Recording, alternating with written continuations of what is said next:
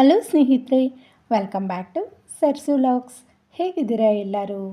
ಏನಪ್ಪ ಇವರು ರೆಡಿಯಾಗಿ ದಿನ ಒಂದೊಂದು ಕಡೆ ಹೋಗ್ತಾ ಇರ್ತಾರೆ ಅಂದ್ಕೊತಾ ಇದ್ದೀರಾ?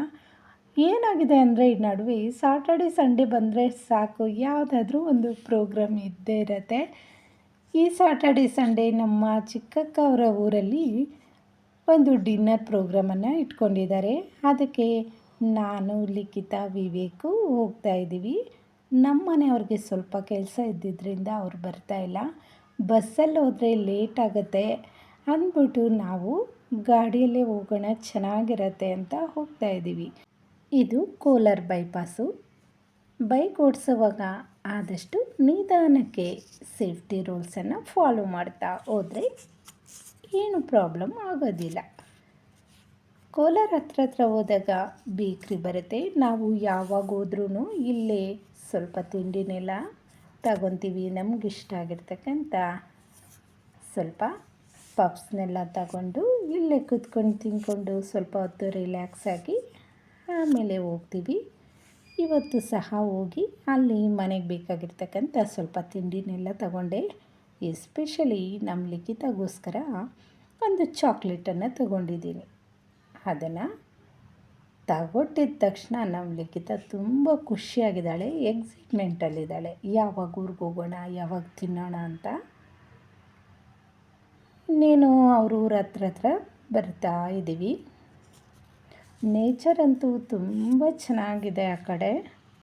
ಯಾರಿಗೂ ನೀರಿರೋರ್ಗೆ ಮಾತ್ರ ಅವರೆಕಾಯಿ ಗಿಡಗಳು ಚೆನ್ನಾಗಿತ್ತು. ಮಿಕ್ಕ ಹೊಲಗಳಲ್ಲೆಲ್ಲ ಅವರೆಕಾಯಿ ಒಣಗೋಗಿದೆ. ಅಲ್ಲಿ ಒಂದು ಕುಂಟೆ ಇದೆ, ಅದರಲ್ಲಿ ತಾವರೆ ಹೂಗಳಂತೂ ಸಖತ್ತಾಗಿತ್ತು. ಇನ್ನೇನು ಊರ ಹತ್ರ ಹೋಗ್ತಾ ಇದ್ದೀವಿ. ನಾವು ಅಲ್ಲೇ ಹೋಗಿ ಊಟ ಮಾಡ್ಕೊಳ್ಳೋಣ ಅಂತ ಮಧ್ಯಾಹ್ನ ಊಟ ಮಾಡಿರಲಿಲ್ಲ. ದಾರಿಯಲ್ಲಿ ಯಾರೋ ರಾಗಿ ತೆನೆನ ಮಿಷನ್ಗೆ ಹಾಕ್ತಾಯಿದ್ರು. ಅವ್ರ ಊರ ಎಂಟ್ರೆನ್ಸಲ್ಲಿ ಈ ಥರ ದೇವಸ್ಥಾನ ಬರುತ್ತೆ. ಆಮೇಲೆ ಊರು ಬಾಗಿಲು ಬರುತ್ತೆ, ಇಲ್ಲಿ ಹೆಬ್ಬಾಗಿಲು. ನೀನು ಮನೆ ಹತ್ರ ಹೋದ್ವಿ. ನಮ್ಮಕ್ಕ ಕಾಲ್ ಮಾಡ್ತಾನೆ ಇದ್ದರು, ಬೈಕಲ್ಲಿ ಬರ್ತಾಯಿದ್ದಾರೆ ಅಂತ. ಅವ್ರಿಗೆ ಭಯ, ಬೈಕಲ್ಲಿ ಬಂದರೆ ಬಸ್ಸಲ್ಲಿ ಬನ್ನಿರಿ ಅಂತ ಹೇಳ್ತಾ ಇರ್ತಾರೆ. ನಾವು ಹೋಗೋಷ್ಟರೊಳಗಡೆ ನಮ್ಮ ಮಂಜು ಸಹ ಬಂದಿದ್ಲು. ನಮ್ಮ ಲಿಖಿತ ಓಡ್ತಾ ಇದ್ದಾಳೆ, ಬಾ ಮಂಜಕ್ಕ, ನಿಂಗೋಸ್ಕರ ಏನೋ ಒಂದು ಸರ್ಪ್ರೈಸಾಗಿ ತಂದಿದ್ದೀನಿ ಅಂತ. ಸುಮಾರು ದಿನದಿಂದ ಅಂದ್ಕೊತಾ ಇದ್ವಿ ಈ ರೀತಿ ದುಬೈ ಕುನಾಫಾ ಚಾಕ್ಲೇಟನ್ನು ಮನೆಯಲ್ಲೇ ಮಾಡ್ಕೊಳ್ಳೋಣ ಅಂತ. ಆಗಿರಲಿಲ್ಲ. ಇವತ್ತು ಲಿಖಿತ ಕಣ್ಣಿಗೆ ಕಾಣಿಸ್ಬಿಡ್ತಪ್ಪ ಬೇಕ್ರಿಯಲ್ಲಿ, ತಗೊಂಡೇ ಬಿಟ್ಲು. ನೋಡೋಣ ಹೇಗಿರುತ್ತೆ ಅಂತ ಟೇಸ್ಟು ನೋಡ್ತಾ ಇದ್ದೀವಿ. ಟೇಸ್ಟ್ ಅಂತೂ ಸಖತ್ತಾಗಿತ್ತು. ಅದು ಸ್ವಲ್ಪ ತೆಳ್ಳಗಿತ್ತು, ಸ್ವಲ್ಪ ದಪ್ಪ ಇದ್ದಿದ್ರೆ ಇನ್ನೂ ಸಖತ್ತಾಗಿ ಟೇಸ್ಟ್ ಕೊಡ್ತಾಯಿತ್ತು. ಮನೇಲಿರ್ತಕ್ಕಂಥವ್ರು ಎಲ್ಲರೂ ಟೇಸ್ಟ್ ನೋಡಿದ್ವಿ. ನಾನು ಸಹ ಈ ರೆಸಿಪಿನ ತಪ್ಪದಿರ ಟ್ರೈ ಮಾಡಬೇಕು ಅಂದ್ಕೊಂಡಿದ್ದೀನಿ. ಯಾರೆಲ್ಲ ಈ ಚಾಕ್ಲೇಟನ್ನು ಟೇಸ್ಟ್ ಮಾಡಿದ್ದೀರಾ ಅನ್ನೋರು ತಪ್ಪದಿರ ನನಗೆ ಕಮೆಂಟ್ ಮಾಡಿ. ನಾವು ಹಾಗೆ ಕೂತ್ಕೊತಾ ಎಲ್ಲರೂ ಮಾತಾಡ್ಕೊತಾ ಇದ್ದೀವಿ.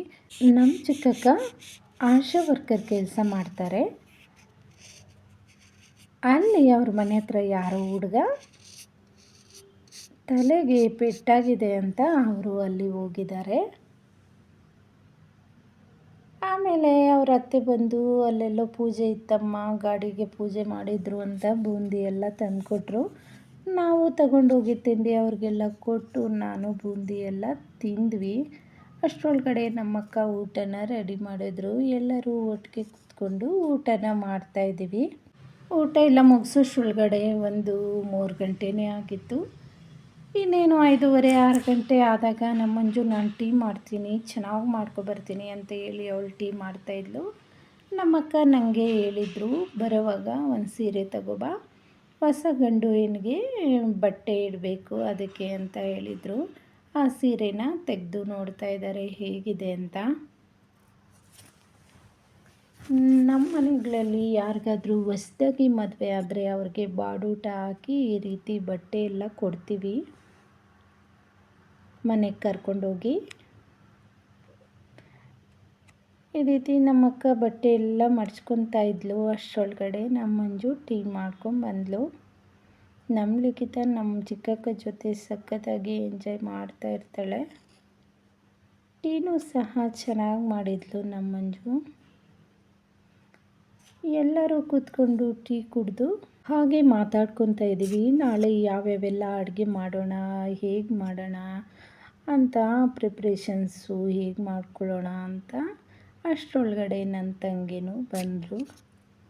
ನಾವು ಯಾವುದಾದ್ರೂ ಪ್ರೋಗ್ರಾಮ್ ಇರಲಿ ಅಕ್ಕ ತಂಗಿರೆಲ್ಲ ಒಟ್ಟಿಗೆ ಒಂದು ಕಡೆ ಸೇರಿಬಿಡ್ತೀವಿ. ಎಲ್ಲರೂ ಒಟ್ಟಿಗೆ ಸೇರಿಕೊಂಡು ಕೆಲಸ ಮಾಡಿದ್ರೆ ಬೇಗ ಆಗುತ್ತೆ. ಹಾಗೆ ನನ್ನ ತಂಗಿ ಮಗ ನೋಡ್ರಿ, ಅವನಿಗೆ ಕ್ಯಾಮ್ರಾ ನೋಡಿದ್ರೆ ಅವನು ನಿಲ್ಲೋದಿಲ್ಲ, ಓಡ್ತಾ ಇರ್ತಾನೆ. ಅವರು ಸ್ವಲ್ಪ ಹೊತ್ತು ರಿಲ್ಯಾಕ್ಸ್ ಆಗಿ ಟೀ ಎಲ್ಲ ಕುಡಿದ್ರು. ಆಮೇಲೆ ಅವ್ರ ಮನೆ ಹತ್ರ ಒಂದು ಎಲ್ಚಿಕಾಯಿ ಮರ ಐತೆ. ಅದರಲ್ಲಿ ಎಲ್ಚಿಕಾಯಿಗಳು ಬಿಟ್ಟಿತ್ತು. ನಾವು ಚಿಕ್ಕ ಹುಡುಗರಿದ್ದಾಗ ಈ ಥರನೇ ದೊಡ್ಡದಾಗಿರ್ತಕ್ಕಂಥ ಕಡ್ಡಿ ತಗೊಂಡು ನಮ್ಮ ಮನೆ ಹತ್ರ ಇದೇ ರೀತಿ ಎಲ್ಚಿಕಾಯಿಗಳನ್ನು ಉದುರಿಸ್ಕೊತಾ ಇದ್ವಿ. ದೊಡ್ಡ ದೊಡ್ಡ ಕಡ್ಡಿಗಳು, ಹಾಗೆ ಕಲ್ಲಿಂದ ಸಹ ಹೊಡಿತಾ ಇದ್ವಿ. ಇಲ್ಲಿ ಅಕ್ಕಪಕ್ಕ ಮನೆಗಳಿರೋದ್ರಿಂದ ಕಲ್ಲೆಲ್ಲ ಹೊಡೆಯೋದು ಬೇಡ ಅಂದ್ಬಿಟ್ಟು ನಾವು ಮಾತಾಡಿಕೊಂಡು ಎಲ್ಚಿಕಾಯಿಗಳನ್ನು ಈ ರೀತಿ ಸಣ್ಣ ಸಣ್ಣ ಕಡ್ಡಿಯನ್ನು ಹಾಕಿ ಹೊಡಿತಾ ಇದ್ವಿ. ಅವು ಎಲ್ಲೋ ಒಂದೊಂದಿತ್ತು, ಬೀಳ್ತಾ ಇರಲಿಲ್ಲ. ನನಗಂತೂ ಚಿಕ್ಕವಳಿದ್ದಾಗ ನಮ್ಮ ತವ್ರ ಮನೆ ಹತ್ರ ಇದೇ ರೀತಿ ಮರ ಇತ್ತು. ಊರಲ್ಲಿರೋ ಹುಡುಗರೆಲ್ಲ ಬರ್ತಾಯಿದ್ರು ಈ ಕಾಯಿಗಳನ್ನು ತಿನ್ನೋದಕ್ಕೆ. ಅದೆಲ್ಲ ನೆನಪಿಸ್ಕೊಳ್ತಾ ಇಲ್ಲಿ ನಮ್ಮ ಲಿಖಿತಾಗೆ ಕಿತ್ಕೊಡ್ತಾಯಿದ್ದೀನಿ. ಅದಕ್ಕೆ ನಮ್ಮ ಅಕ್ಕ ಹೇಳಿದ್ರು, ಆ ರೀತಿ ಎಲ್ಲ ಹೊಡೆದ್ರೆ ಬರೋಲ್ಲ, ದೊಡ್ಡದಾಗಿರ್ತಕ್ಕಂಥ ಈ ರೀತಿ ಕೋಲ್ ತಗೊಂಡು ಹೊಡಿ ಅಂತ ಹೇಳಿದ್ರು. ಅದರಿಂದ ಉದುರಿಸ್ಕೊಂಡೆ ಸುಮಾರು ಕಾಯಿಗಳು ಸಿಕ್ತು. ಈ ಸಂಕ್ರಾಂತಿಯ ಹಬ್ಬದ ಟೈಮಲ್ಲೇ ಈ ಕಾಯಿಗಳು ಜಾಸ್ತಿ ಬಿಡುತ್ತೆ. ಇದನ್ನು ಮಕ್ಕಳಿಗೆ ಫಲ ಎರೆಯುವಾಗ ಸಹ ಇದನ್ನು ಬಳಸ್ಕೊತಾರೆ. ನಾವು ಸಂಕ್ರಾಂತಿ ಹಬ್ಬಕ್ಕೆ ಕೊಂಡ್ಕೊಂಬಂದಿದ್ವಿ. ಹಳ್ಳಿಗಳಲ್ಲಾದರೆ ಈ ರೀತಿ ಕಾಯಿಗಳೆಲ್ಲ ಮನೆಗಳ ಹತ್ರನೇ ಸಿಗುತ್ತೆ. ಅವ್ರ ಮನೆ ಹತ್ರ ಕರಿಬೇವಿನ ಸೊಪ್ಪು ಎಲ್ಲ ಉಣ್ಕೊಂಡಿದ್ದಾಳೆ ನಮ್ಮಕ್ಕ. ಎಲ್ಲ ಇವಾಗ ಎಲ್ಲ ಪ್ರಿಪ್ರೇಷನ್ ಮಾಡಿಟ್ಕೊತಾ ಇದ್ದಾಳೆ. ಸ್ವಲ್ಪ ಕರಿಬೇವಿನ ಸೊಪ್ಪು ಎಲ್ಲ ಕಿತ್ತಿಟ್ಕೊಬಿಡೋಣ, ಬೆಳಗ್ಗೆನೇ ಅಡುಗೆ ಮಾಡೋಕ್ಕೆ ಸ್ಟಾರ್ಟ್ ಮಾಡ್ಕೊತೀವಿ ಅಂತ. ನನ್ನ ತಂಗಿ ನಮ್ಮಕ್ಕ ಹಾಗೆ ಪಾತ್ರೆಗಳೆಲ್ಲ ತೊಳೆದು ಇಟ್ಟು ಸ್ವಲ್ಪ ಹೊತ್ತು ರಿಲ್ಯಾಕ್ಸ್ ಆಗ್ತಾಯಿದ್ದೀವಿ. ನನ್ನ ತಂಗಿ ಪಪ್ಸು ಎಲ್ಲ ತಂದಿದ್ಲು, ಅದನ್ನು ಬನ್ನಿ ತಿನ್ನೋಣ ಅಂತ ಹೇಳಿ ಎಲ್ಲರೂ ಒಟ್ಟಿಗೆ ಕೂತ್ಕೊಂಡು ತಿಂತಾಯಿದ್ದೀವಿ. ನೋಡಿ ಇಷ್ಟು ಕಾಯಿಗಳು ಸಿಕ್ಕಿತ್ತು. ಎಲ್ಲ ಕೂತ್ಕೊಂಡು ತಿಂಡಿ ಎಲ್ಲ ತಿಂದ್ಕೊಂಡು ಮಾತಾಡ್ಕೊತಾ ಇದ್ದೀವಿ. ನನ್ನ ತಂಗಿ ಹೇಳ್ತಾ ಇದ್ದಾಳೆ, ನಾನು ಓಂ ಶಕ್ತಿ ಮಾಲೆ ಹಾಕಿದ್ದೆ, ಅಲ್ಲಿ ಹೋಗಿದ್ವಿ, ಸುಮಾರು ಜನಕ್ಕೆ ಮೈ ಮೇಲೆ ಬರ್ತಾಯಿತ್ತು ಅಂತ ಹೀಗೆ ಮಾತಾಡ್ತಾಯಿದ್ರು. ನಮ್ಮ ಚಿಕ್ಕಕ್ಕ ಸಹ ಓಂ ಶಕ್ತಿ ಮಾಲೆನ ಹಾಕಿದ್ರು. ಅವರು ಸಹ ನಾನು ಹೋಗಿದ್ದೆ, ಹಿಂಗಾಯಿತು ಹಂಗಾಯಿತು ಅಂತ ಹೇಳ್ಕೊತಾ ಇದ್ದಾರೆ. ಅವರು ಸ್ವಲ್ಪ ನಾಟಿ ಕೋಳಿಗಳನ್ನು ಸಹ ಸಾಕ್ಕೊಂಡಿದ್ದಾರೆ.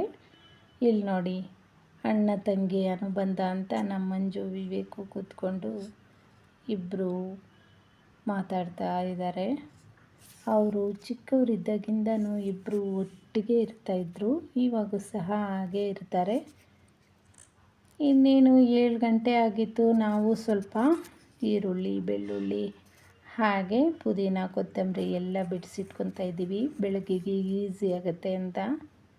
ನಮ್ಮ ಲಿಖಿತ ಈ ರೀತಿ ಮನೆ ಕಟ್ಕೊಂಡು ಆಟ ಆಡ್ತಾಯಿದ್ಲು. ಅವಳ ಜೊತೆ ನನ್ನ ತಂಗಿ ಮಂಜು ಎಲ್ಲ ಆಡ್ತಾಯಿದ್ದಾರೆ. ನನ್ನ ತಂಗಿ ಮಗ ದೊಡ್ಡಮ್ಮ ಒಂದು ಕತೆ ಹೇಳು ಅಂತ ಹೇಳ್ದ. ಏನು ಕತೆ ಹೇಳಲಿ ಅಂತ ಹೇಳಿದ್ದಕ್ಕೆ ಅವನು ರಾಕ್ಷಸಿ ಕತೆ ಹೇಳು ಅಂತ ಹೇಳ್ದ. ನಾನು ರಾಕ್ಷಸಿ ಹೇಗಿರ್ತಾಳೆ ಅನ್ನೋದ್ರ ಬಗ್ಗೆ ಅವನಿಗೆ ಕತೆ ಹೇಳ್ತಾ ಇದ್ದೀನಿ. ಅವನು ನೋಡಿ ಎಕ್ಸೈಟ್ಮೆಂಟಲ್ಲಿ ಹೇಗೆ ನೋಡ್ತಾ ಇದ್ದಾನೆ ಅಂತ ಹಾಗೆ ನೋಡ್ತಾಯಿರಿ. ರಾಕ್ಷಸಿಗೆ ಉಗುರು ಇಷ್ಟು ಉದ್ದ ಇರುತ್ತೆ ಕಣೋ ಅಂತ ಹೇಳಿದೆ ಅಷ್ಟೇ. ಪಾಪ ಅವನು ಭಯನೇ ಪಟ್ಬಿಟ್ಟ, ಓಡೋಗಿ ಅವ್ರ ಅಮ್ಮ ಹತ್ರ ಸೇರ್ಕೊಬಿಟ್ಟ. ಬಾರು ಕತೆ ಹೇಳ್ತೀನಿ ಅಂತ ಹೇಳಿದ್ದಕ್ಕೆ ಅವನು ಇಲ್ಲೇ ಹೇಳು ಅಂತ ಹೇಳ್ತಾ ಇದ್ದಾನೆ ನೋಡಿ. ಆಮೇಲೆ ಅವನಿಗಿಷ್ಟ ಆಯಿತು ಏನೋ ಗೊತ್ತಿಲ್ಲ ಕತೆ, ಮತ್ತೆ ನಿಧಾನಕ್ಕೆ ಬಂದ. ಹೀಗೆ ಮಾತಾಡ್ಕೊತ ಊಟ ಎಲ್ಲ ಮುಗಿಸ್ಕೊಂಡು ಬೇಗ ಮಲ್ಕೊಳ್ಳೋಣ, ಬೆಳಗ್ಗೆ ಬೇಗ ಏಳಬೇಕು, ಗೆಸ್ಟ್ ಎಲ್ಲ ಬಂದುಬಿಡ್ತಾರೆ ಅಂತ ಸಾಯಂಕಾಲನೇ ಊಟ ಮಾಡಿದ್ವಲ್ಲ, ಲೈಟಾಗಿ ಅನ್ನ ರಸಮನ್ನು ಮಾಡಿಕೊಂಡು ತಿಂದು ಎಲ್ಲರೂ ಮಲಗಿದ್ರಿ. ಬೆಳಗ್ಗೆ ಒಂದು 6 ಗಂಟೆಗೆಲ್ಲ ನಮ್ಮಕ್ಕ ಬೇಗ ಎದ್ದು ಬಿಡ್ತಾರೆ.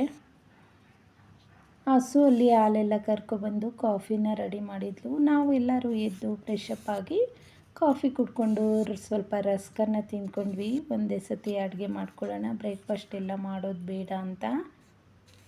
ನಾನು ಬೆಳಗ್ಗೆ ಬೇಗ ಎದ್ದು ನೋಡಿ ಈ ರೀತಿ ರಂಗೋಲಿ ಎಲ್ಲ ಹಾಕ್ಕೊಂಡೆ.